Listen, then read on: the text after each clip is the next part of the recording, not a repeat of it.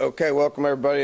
In preparation for the Cactus Bowl down in Phoenix, want to get started with getting you familiar with our opponent, Arizona State, as far as who they are and what they do well and all that. Not a whole lot of familiarity with them, just because it's Pac-10, long ways away, East Coast West Coast matchup. Don't have any common opponents. I guess the closest common opponent would be Texas A&M from our bowl game last year to their opening game this year. Would be the closest common opponent that we can have some familiarity with. But with that said, I think it's kind of neat. That's what bowl games are kind of about, being able to get teams that don't have a whole lot of familiarity with each other and be able to go somewhere like Scottsdale is obviously awesome. Our guys will look at this and be excited about being there. They're now excited about being there, traveling. The facilities that we're going to be at, from the hotel to the Scottsdale area. I know the practice site that we go to is a first-class one. Then going to Chase Field, where the Diamondbacks play, I know is going to be a great fan experience. I'm always curious on how the football field fits into a baseball stadium. That's always a little tight, but nonetheless, I know it's a great facility, and obviously the relationship with Ken Kendrick is important. So I know the fan experience is going to be good, and this bowl brings people. This will be an exciting game, an exciting matchup. A lot of people in that area are going to want to come to the game, whether they're Mountaineer fans or Sun Devil fans. There's still going to be a lot of people that are going to want to come. So expecting a full crowd in a great atmosphere at a quality place. So everything's going to be pretty neat, and our guys are pretty excited about it. Now Arizona State is a very dangerous team.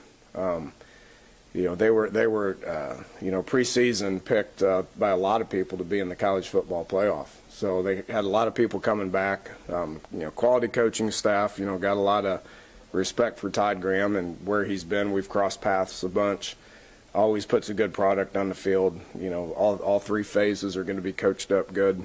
And they got great players. Their recruiting base is as good as anywhere. You talk about the Scottsdale area, Phoenix area, that's something kids are pretty attracted to. So they've done a good job of recruiting junior colleges here lately, but also being able to recruit the West Coast, which has got a lot of good football players that they can pick from. Offensively, I know they lost their coordinator and everything, but my experiences with this is you can't change a whole lot. So we just got to base it based on what they do offensively on the film that we have. And to me, they're very up-tempo, efficient offense, very balanced. They're right down the middle as far as being the run-pass aspect of it. They're going to try to establish the run. Got a dual-threat quarterback. Number 2's can sling it around a little bit, but he's gritty, he's competitive. He'll do some things in the run game that we got to account for him. Great skill at wideout. DJ Foster is one of the best in the country, and they got to transfer the Lucian kid, the transfer guy from UCLA, I believe, is where he came in. That guy's made a bunch of plays as well. So, they're averaging 5.8 yards a play. they're moving the ball, not turning it over, but one and a half times a game. Run a lot of plays, so we're going to have to defend a lot of plays, and they're good on critical downs as well, which allows them to stay out there on the field and move the ball. So it'll be a challenge for us defensively. We've seen this kind of an offense before. Clearly in the Big 12, you're facing up-tempo offenses. You're facing balanced offenses with good wideouts. So our guys are used to that, and they know that if they relax against an opponent like this, then they're going to go right by you. So it'll be a good challenge for our defense. Offensively for us, Coach Graham's a defensive guy. They're talented on defense now, and they put pressure on you virtually every single time that you snap the football. They're as good as anybody in the country in forcing negative plays. Whether it's sacks, whether it's tackles for loss. Around 9 to 10 times a game, they're getting you behind the chains. So they're really good up front. at creating the havoc. They blitz. Looks to me on video, it seems like they blitz 100% of the time. It's as much as I've seen, and they're really good at it. So, they're great against the run. That's because they're big and they can tackle, and their backers can go lateral, but also fill gaps and get you behind the line of scrimmage. So blitzing to get you behind the chains is what they do. So they're as good as I've seen this year at getting you behind the chains. They give up some plays in the pass game because that's their mentality. When you blitz that much, when you put so much pressure and try to stop the run up front, they're going to give up plays in the pass game. That's just kind of how that works. It's a good matchup for them. Obviously, we're a run-first team and work hard on trying to get the ball in Wendell and Russell's hands. They take that away. We're going to have to be efficient and effective in the pass game, and we've been working hard on that here for the last couple of weeks. Special teams, their kicker and punter got great legs. It takes some pressure off their coverage units because teams are only getting returns about 25% of the time. So their kickoff guy booms it into the end zone a bunch. Same guy, he's the same guy as their place kicker, which he's good leg, is efficient, as good as I've seen this year.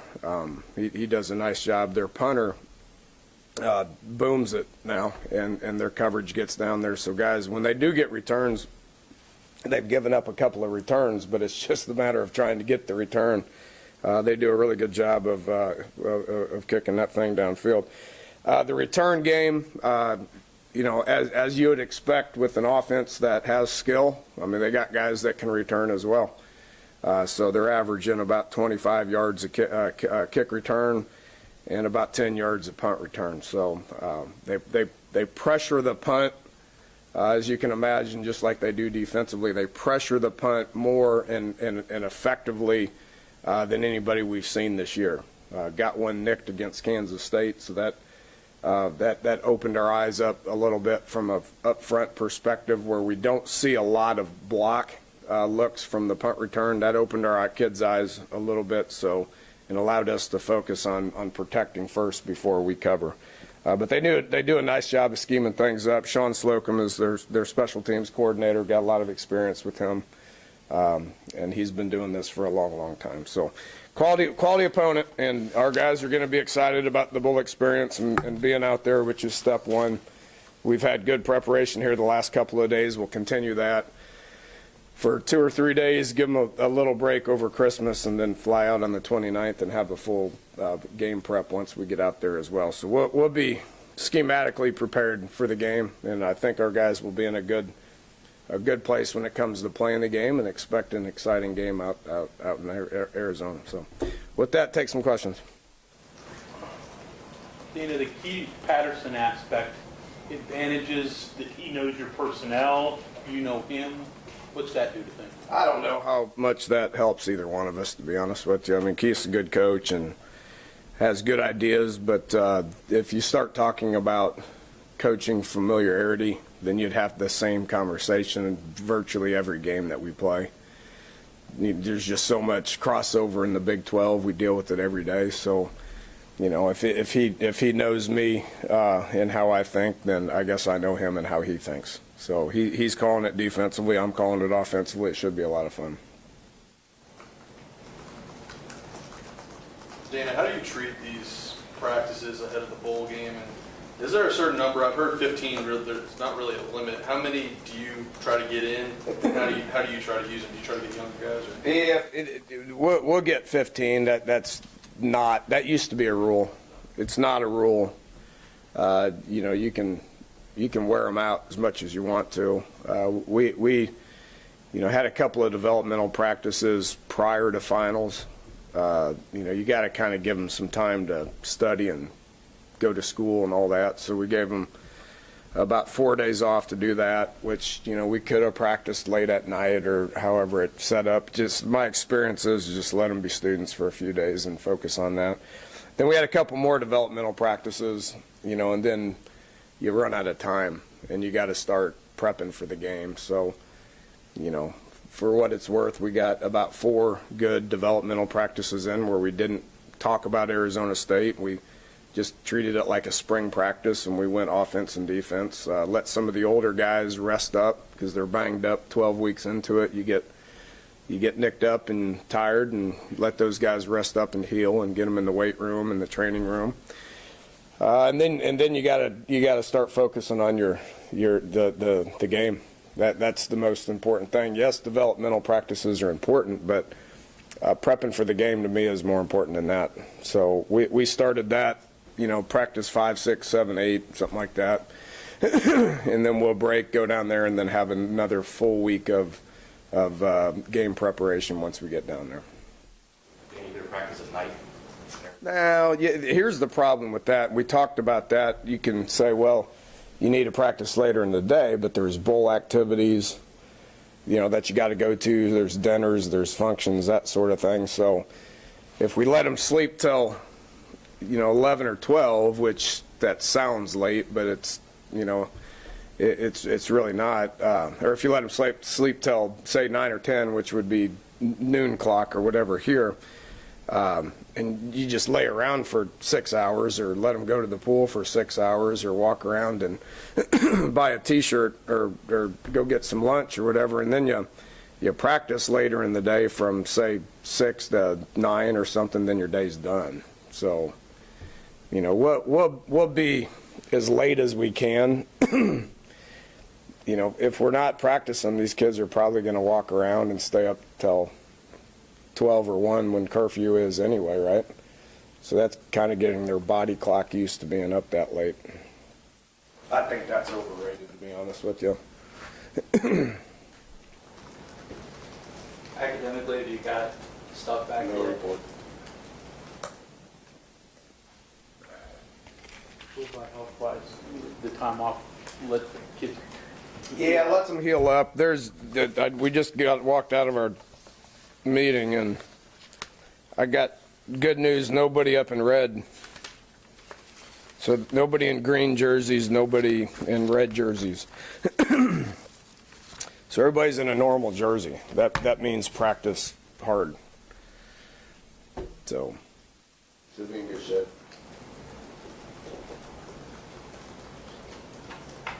Dana, did you send paperwork to the draft advisory board for any of your underclassmen yet, or is that something you handle later?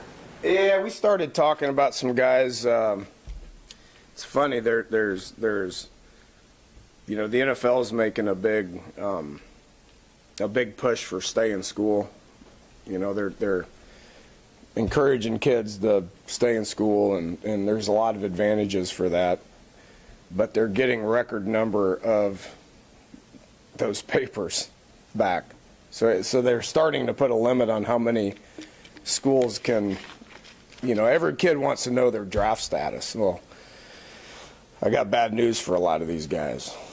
They're not going to get drafted. So stay in school and play your tail off and enjoy your college experience and help your team win and get your degree, Carl Joseph is a prime example of this. Now, everybody says, well, what happens if I get hurt? Well, what happens if you get hurt? Well, there's still a commitment level to your team.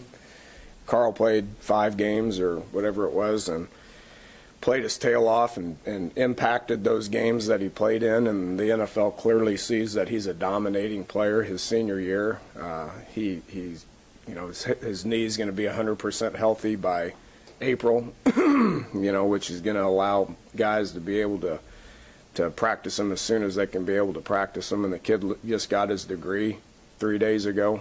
He walked, he was over there in the Coliseum and gave him a big hug for accomplishing that. So he's leaving here accomplishing everything that he came here to accomplish. That to me is pretty important. So a lot of these guys, say, well, I've got the tools to do it. Well, that might be true, but there's a lot of people that are like that. Mentally, are you in the place where you can handle that? That's a tough question that they gotta accept. Well, we will submit a few. I can tell you what they're all gonna say, but we'll wait till they come back. And it seems like there's an inordinate number of quarterbacks transferring this year. Is there any theme or reason to that? And do you have interest in any I don't want to know who, but in any of them? Right, it's it's a good question, Bob. I don't know why. I think probably comes down to there's more quarterbacks playing now than there ever has been. So guys get their feet wet and they play and they got experience. So, they may not be the guy where they're at, but they got experience and they can go be the guy. They can choose where they go be the guy somewhere else, is my guess. So, every kid's got a different situation. We can obviously can't talk about the specifics on any of those guys, but I'm always interested in a good player, whether it's quarterback or running back or O-line or whatever it is.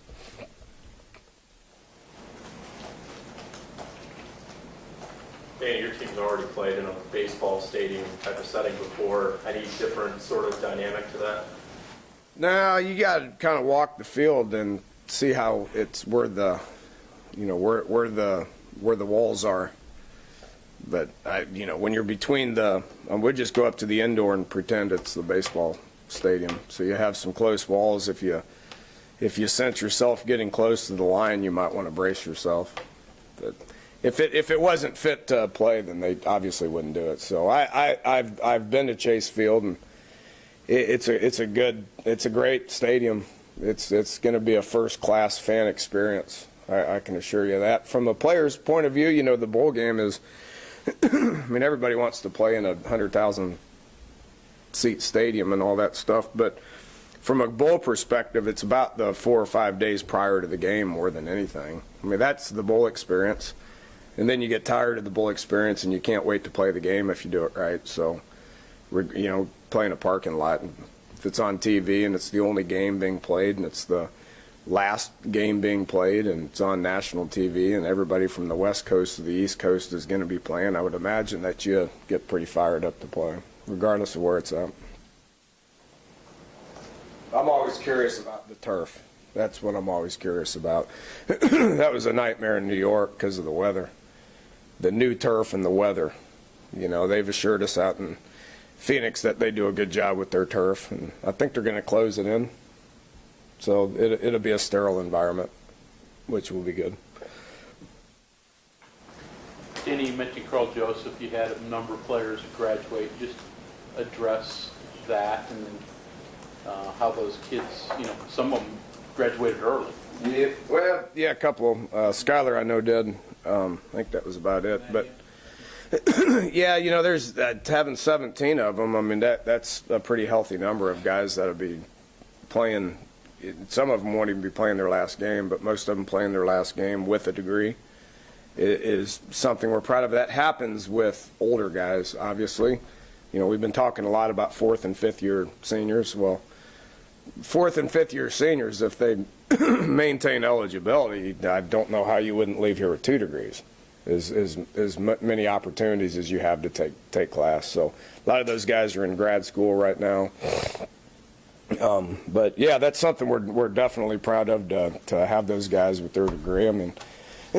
You pick a university to go play some ball and get a degree, and how many times have we talked about these seniors that it's a special class because so many of them came here, and there's even 3 or 4 that came in with those guys that aren't here anymore, but they have their degree. So a lot of the high percentage of those signing classes back 4 and 5 years ago are leaving here accomplishing what they want to accomplish. They just want to be able to leave with a win. So that's what we're kind of focusing on now. With regard to curfews, as an assistant, now the head coach, has your philosophy changed, or have you seen things that worked one place and didn't work somewhere else? At the bull site? Yeah, you gotta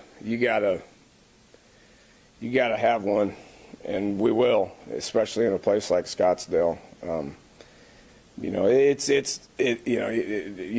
a bowl setting, there's so many people involved with it. We'll have some a couple of police officers with us. The bowl site will have some police officers with them.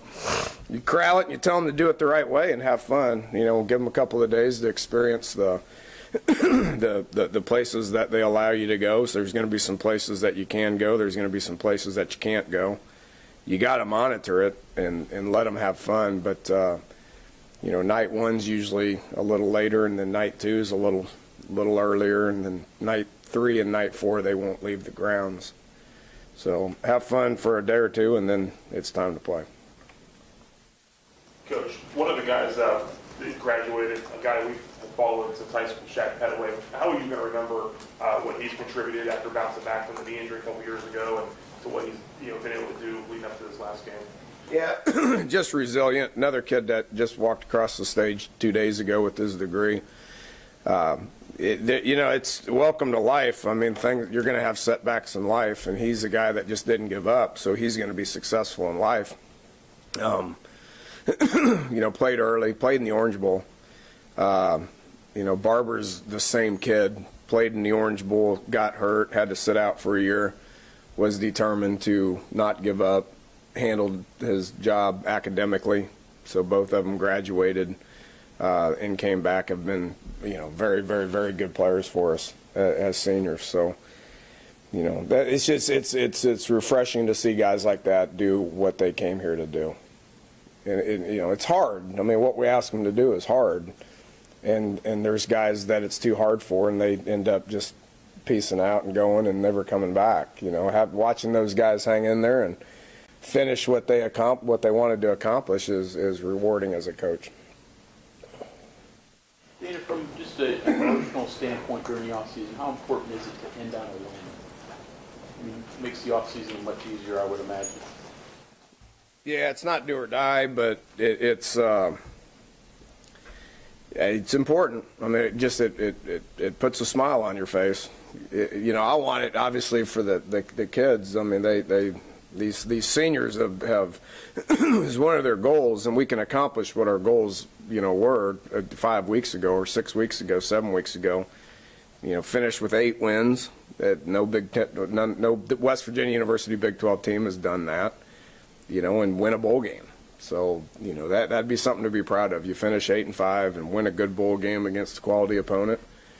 It puts a smile on your face. You feel good about it, and that gives you a big boost heading into the off season. So we talk about it every day.